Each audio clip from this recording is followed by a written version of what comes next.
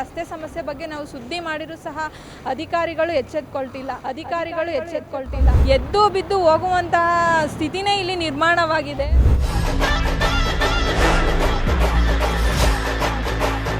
ತುಮಕೂರಿನಲ್ಲಿ ನಿಲ್ತಾ ಇಲ್ಲ ಗುಂಡಿ, ಗಂಡಾಂತರ.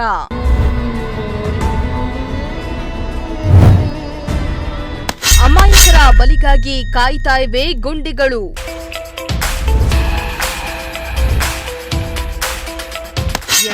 ತುಮಕೂರು ನಗರ ಶರ ವೇಗದಲ್ಲಿ ಬೆಳೀತಾ ಇದ್ದು ನಾನಾ ವಿದ್ಯಾಸಂಸ್ಥೆಗಳು, ಕಂಪನಿಗಳು ತಲೆ ಎತ್ತಿವೆ. ಇತ್ತ ತುಮಕೂರು ಮಹಾನಗರ ಪಾಲಿಕೆಯಲ್ಲಿ 15 ವರ್ಷಗಳೇ ಪೂರ್ಣಗೊಂಡಿದ್ದು ಗುಂಡಿ ಬಿದ್ದ ರಸ್ತೆಗಳಿಗೆ ಮುಕ್ತಿ ಕೊಡಿಸುವ ಕೆಲಸ ಮಾತ್ರ ಮಾಡ್ತಾ ಇಲ್ಲ. ನಗರದ ಬಹುತೇಕ ರಸ್ತೆಗಳ ಸ್ಥಿತಿ ಅಯೋಮಯವಾಗಿದ್ದು ಹೇಳುವವರು ಇಲ್ಲ, ಕೇಳುವವರು ಇಲ್ಲದಂತಾಗಿದೆ. ಹೀಗಾಗಿ ನಿಮ್ಮ ಪ್ರಜಾಶಕ್ತಿ ಟಿವಿ ಅಭಿಯಾನ ನಡೆಸ್ತಾ ಇದ್ದು ನಗರದ ಮೂಲೆ ಮೂಲೆಯ ರಸ್ತೆಯಲ್ಲಿಯೂ ಬಿದ್ದಿರೋ ಗುಂಡಿಗಳ ವಾಸ್ತವ ಸ್ಥಿತಿಯನ್ನ ಬಯಲು ಮಾಡ್ತಾ ಇದೆ.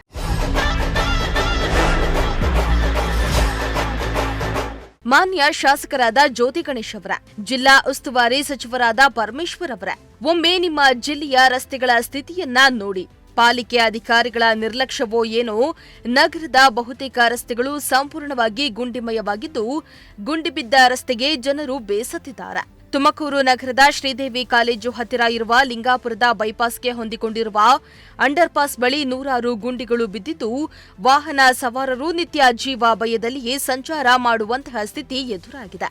ರಸ್ತೆ ತುಂಬೆಲ್ಲ ಹಳ್ಳ ಗುಂಡಿಗಳಿಂದ ತುಂಬಿಹೋಗಿದ್ದು ಜನರು ಗುಂಡಿಯಲ್ಲಿ ಬಿದ್ದು ಆಸ್ಪತ್ರೆ ಪಾಲಾಗ್ತಿದ್ದಾರೆ.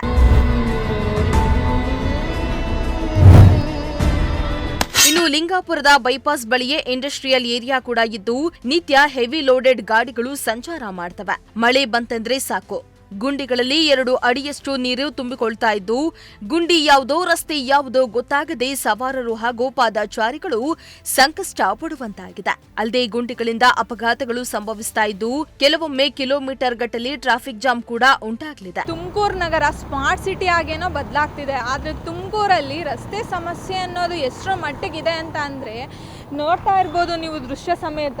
ಇಲ್ಲಿ ಶಿರಾಯಿಂದ ತುಮಕೂರಿಗೆ ಸಂಪರ್ಕಿಸುವಂಥ ಅಂಡರ್ ಪಾಸಲ್ಲಿ ಈ ರಸ್ತೆ ತುಂಬ ಹಾಳಾಗಿದ್ದು ಮಳೆ ಬಂದರೆ ಸಾಕು ಇಲ್ಲಿ ವಾಹನಗಳು ಸಂಚರಿಸೋಕ್ಕೂ ಸಹ ಕಷ್ಟಪಡುವಂತಾಗಿದೆ. ಇಲ್ಲಿ ದಿನನಿತ್ಯ ಸಾವಿರಾರು ಗಾಡಿಗಳು ಸಹ ಈ ರಸ್ತೆನಲ್ಲಿ ಓಡಾಡುತ್ತೆ.